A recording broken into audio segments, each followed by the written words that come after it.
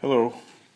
We're going to step through the procedure for putting together the surfboard rack. Here's a diagram of most of the parts. We have a top bar, we have some decorative stiles, we have the rack itself with the arms to support the surfboard or the surfboards. We have the pegs that clinch the posts, the supporting posts to the rack itself. We have another decorative spacer or beam here. We have support braces left and right. We have the base and, as I mentioned, the posts. So let's take a look at these over here. Here are the decorative stiles, the three decorative stiles that will go in between the top beam and the rack itself.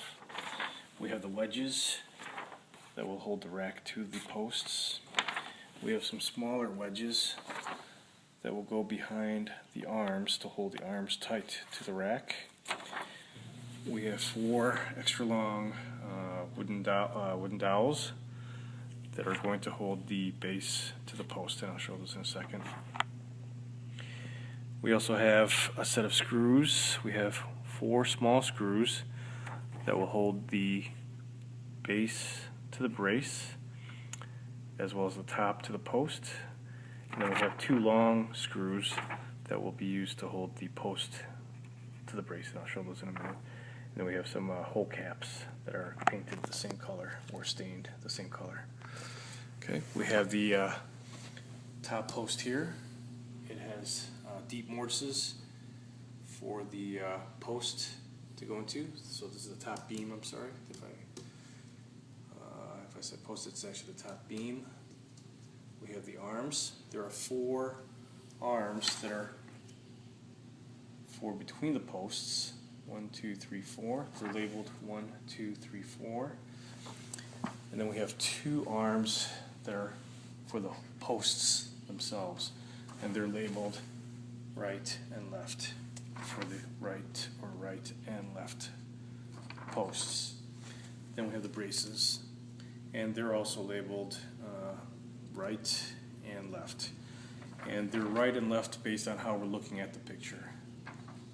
Okay, we have the actual rack itself, and the rack has a shallow mortise for the arms to fit into, and it also has mortises for the decorative stiles. Okay. And here are the posts. Posts also have holes as well as a mortise, a shallow mortise for the arms, and they're labeled right for the right post and left for the left post. The posts also have mortises for the braces to fit in, as well as I guess an open mortise down here for the base. Okay, and we start by actually putting the posts with the decorative lower beam and the rack itself together. So I'll start by putting this into the mortise here on this side, and the decorative lower beam, which is also labeled left and right, since these are custom fit and custom made and custom fit for each mortise. They're labeled with their right direction, appropriate direction.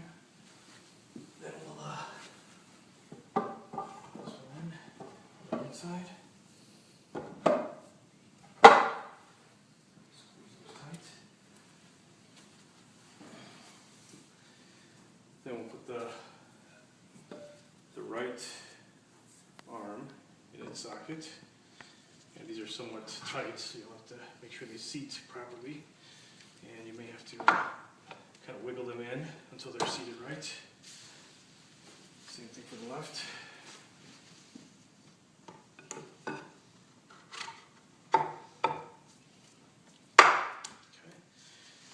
And then these are labeled 1, 2, 3, 4, as I mentioned before. And they're labeled that way because they each fit individually. They've been custom cut to fit correctly into each slot. So the correct arm should go in the correct hole. 1, 2, 3, 4.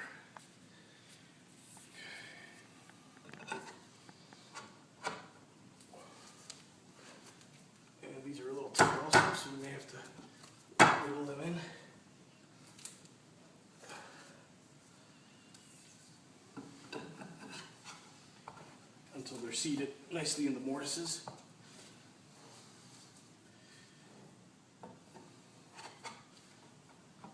Okay.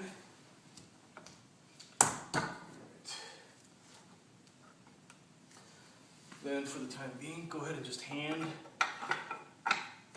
place the wedges. And they have a certain direction.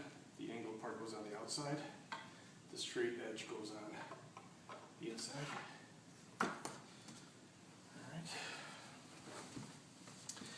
Then for the next step, what you'll do is you'll actually take the base, and the base, as I mentioned before, has 2 holes that allow for those extended extra long dowels to secure the base into the posts. And we'll do that by slowly and gently walking in the base into their respective mortises or slots. You have to play with it a bit, and you have to move the post a little. Work, and it should slide right in. Then you take, is it stopped?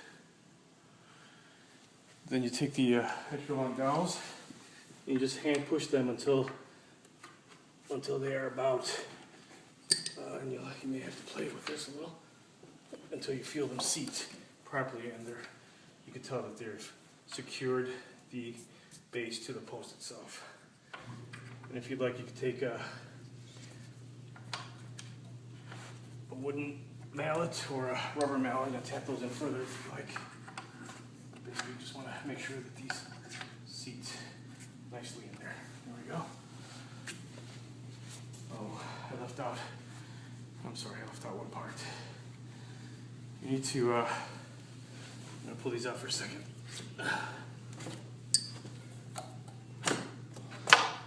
Before fully seating the base, you'll want to put the braces, it's labeled left bottom and right bottom.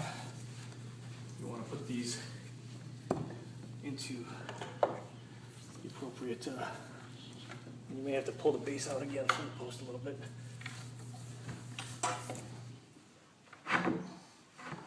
But you'll want to seat the brace in there first, and get that in. Same from the right side.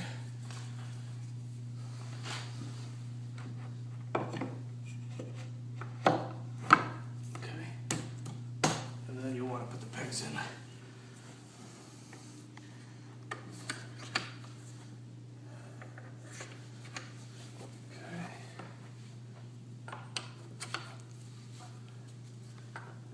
These just stay loose in there like that. Alright.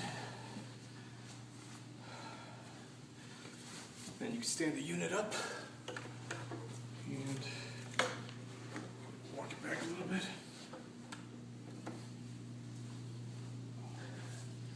And these also have a nice face and a not so nice face. You'll want the nice face facing forward. And you just put those loosely into the mortises like that. And the final large piece is the top bar, top post. And it just goes right in there.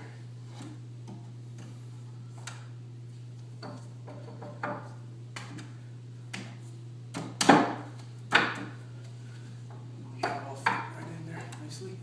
Like that. Then you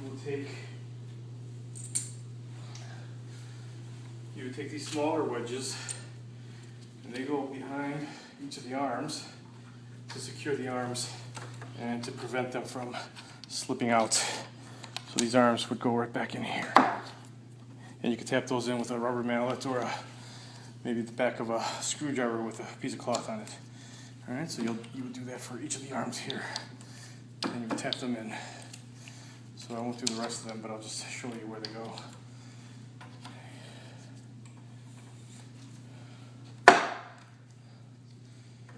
And once that's all done, the final step is to take these screws, and I meant, again, there are 4 smaller ones and 2 larger ones. There's one small one on each side, one that goes here to secure the base to the brace, and then there's a longer one that goes from this side of the post to secure the post to the brace, and then one final short one to secure the top bar to the post itself that goes in there. So once you screw those in, you would cap the holes by taking one of these wood plugs and just tapping them lightly in with the back of a screwdriver. And that completes the construction of the surfboard rack. Thank you.